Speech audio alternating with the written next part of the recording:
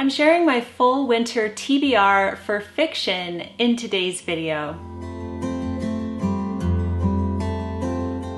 Hello everyone, Jennifer here, and welcome back to the Daily Connoisseur. I wanted to get this TBR video out early because some of you do like to read along with the things that I'm reading, and so I'm sharing my full winter TBR for fiction. Just as a disclaimer, this list is heavy on the mysteries and the thrillers because those are my favorite genres, but I'm going to leave timestamps down below. I'm going to start with the Christmas cozy mysteries, then mysteries, and then thrillers. Most of them have like a wintry theme, so I think it'll be nice atmospheric reading. So I'll leave that down below. But before we jump in, I want to thank you so much for your incredible support of my new book, The Daily Connoisseur's Guide to Living Well at Home. I have been flooded with comments of people who have received their book and are enjoying my book, and I'm so grateful to you, seriously. Thank you to everyone who's leaving reviews on Amazon, who's sharing on social media. I'm so grateful. So please continue to let me know how you're loving the book, and thank you so much for your support. Okay, let's jump right in, and we're going to start off with Christmas Cozy Mysteries. These are the ones that I'm reading first. Now that we're in the Christmas season, Thanksgiving is over. I hope you had a great one, by the way, and we're heading toward the Christmas holidays. And I do love to read a Christmas themed book, of course, around this time of year. Okay, the first Christmas cozy is one that I'm actually listening to on Audible, and I'm almost finished with it, and I am absolutely loving it. It is called The 12 Clues of Christmas. It's by Reese Bowen, and it is from her Royal Spinus mystery series. And I have heard of this series for a long time. I kind of clocked in my head that I'd probably like it. It's a historical fiction mystery series that takes place in the 1930s. And it's about Lady Georgiana Renwick, who is, I think she's 35th in line to the throne. And she has a love interest called Darcy O'Mara. And I had heard about this series on Amy Marie's channel. I'm always mentioning her. If you love mysteries, you'll love her channel. She focuses on cozy mysteries, and thrillers. So I get a lot of recommendations from her. And I watched one of her older Christmas TBR videos, and she recommended this book, and it really stuck with me. So anyway, I listened to it on Audible, and I'm so glad I did because the narrator for this book is so good. I wrote it down. Her name is Catherine Kellgren, and she is so talented at doing all the different voices, and it's so entertaining to listen to. So I'm actually quite glad that I started listening to the audiobook version of this.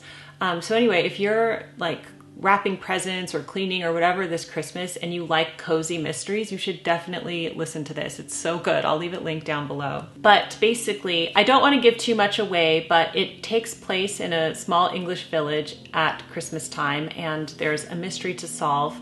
And yeah, I'm absolutely loving this. It's almost finished, and I know that I'm going to listen to the rest of the Royal Spinus mysteries now on Audible because I love them. Okay, the next Christmas cozy mystery that I picked up got a lot of good reviews, and this one is by Benedict Brown, and it's called The Christmas Bell Mystery, and this is another historical cozy. Actually, I'm not sure if this is a cozy. I actually have no idea. I'm assuming it's a cozy, but it takes place in 1920s.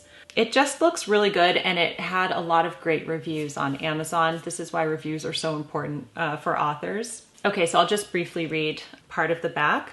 It takes place in 1927 in England. It says, when Lord Edgington hears of a failed attack on an eccentric viscount, it's the perfect excuse to get out of seeing horrible relatives over Christmas. With his loyal grandson and their golden retriever along for the ride, he sets off to investigate. So it's like one of those cozy, English manor houses, an eccentric viscount. I mean, I love this type of thing. It's very Agatha Christie, so I'm looking forward to reading this. And then I had already owned a Christmas cozy that I don't believe I've ever read. This is Sleigh Bells by Kate Kingsbury, and this is the Pennyfoot Hotel mystery series. And I think Although I can't totally confirm this, but I believe I got this from one of those free neighborhood libraries a while ago, and I just always meant to read it and I never did. This is perfect because it is a Christmas cozy mystery. And you know what? I think this is what made me pick it up. Listen to this review from Publishers Weekly. It says, the author draws as much from Fawlty Towers as she does from Agatha Christie. Charming. Fawlty Towers and Agatha Christie, two of my favorite things, and all wrapped in a Christmas cozy. So I'm looking forward to this. And it takes place at the Pennyfoot Hotel. And I think the man who is meant to play Father Christmas meets an untimely demise. And so they solve the mystery. So I'm really looking forward to that. Those are the 3 Christmas cozies that I'm going to be reading leading up to Christmas. If I have time for one more, I just discovered a new one and I follow her on Instagram. The author's name is Anne A. Armstrong and she writes mysteries about the Cotswolds, and she has one called Flora's Cotswold Christmas. On Instagram, she's the Cotswold writer, so that's definitely on my radar as well. So I have a lot of Christmas content to read leading up to the holiday. Okay, let's move on to the mystery genre. I'll probably read these after Christmas. The cozies are taking up the priority right now. So once I'm finished with those, I will move on to these books. And the first one is Because I Could Not Stop for Death. Sound familiar? By Amanda Flower.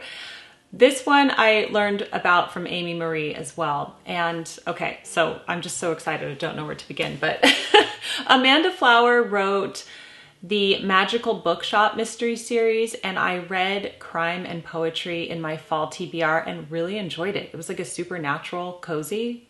Shocked by that because I didn't think that I would like something like that, but she's a great writer. And so anyway, I was listening to Amy Marie's video about her winter TBR one time, and she mentioned that Amanda Flower wrote an Emily Dickinson murder mystery series. And I was like, what?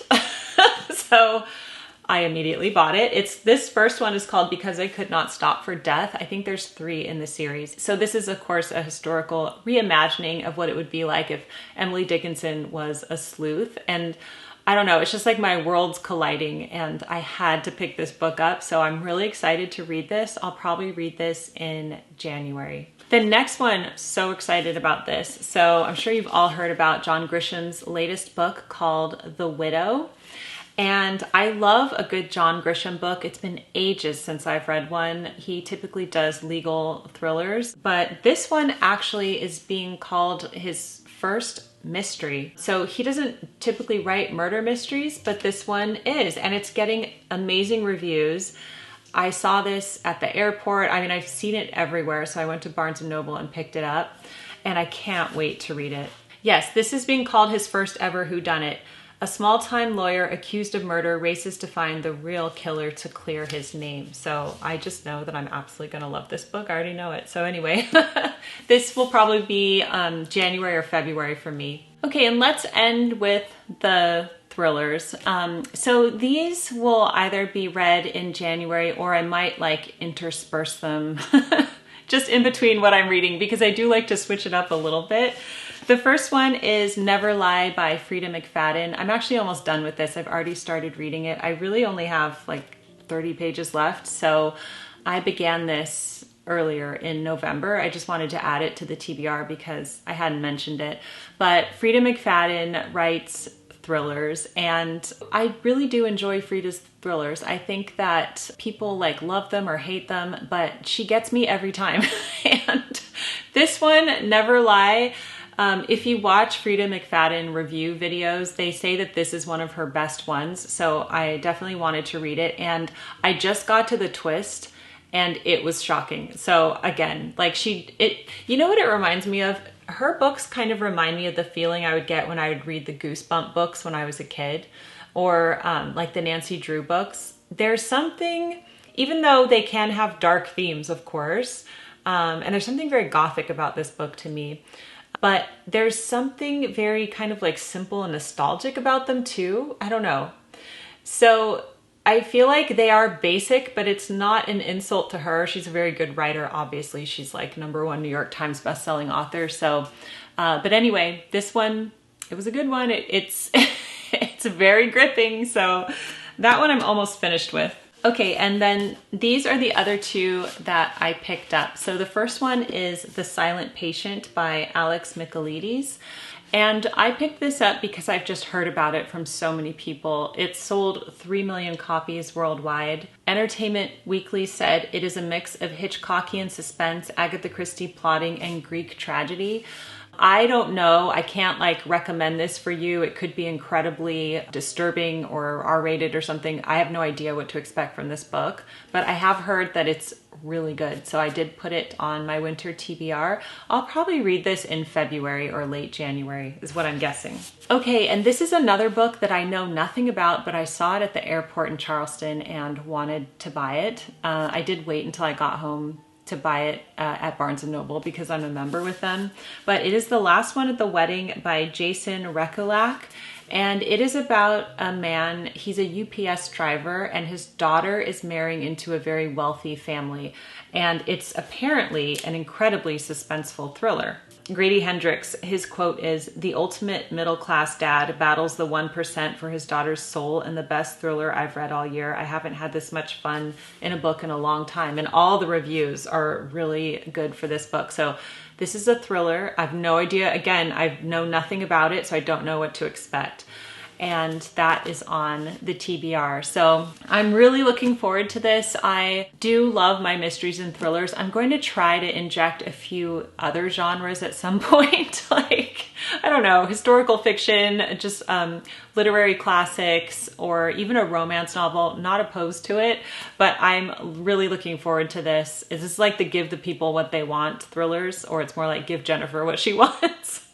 So I can't wait to read these, and let me know what is on your winter TBR. Okay, if you're still with me, I would like to briefly go over some of the books that I read in my fall TBR that I hadn't discussed yet on the channel. If you didn't see my fall homemaking video, I just wanted to update you that I did read The Mystery of the Yellow Room by Gaston Leroux, and I just wanted to love it so much, but I just didn't. I do love a mystery from this time period. Like, I love Sherlock Holmes. It's not that it's older English. It's not that it takes place in this different time period. I just found it to be tedious. So this was not my favorite. I still think Gaston Leroux is amazing. Obviously, he wrote The Phantom of the Opera, so it just wasn't my cup of tea. But I did love Dan Brown's The Secret of Secrets. I really did love this book. I thought it was so well written and thoroughly enjoyed it. Listened to this on Audible and read it simultaneously so that I could get through it quicker.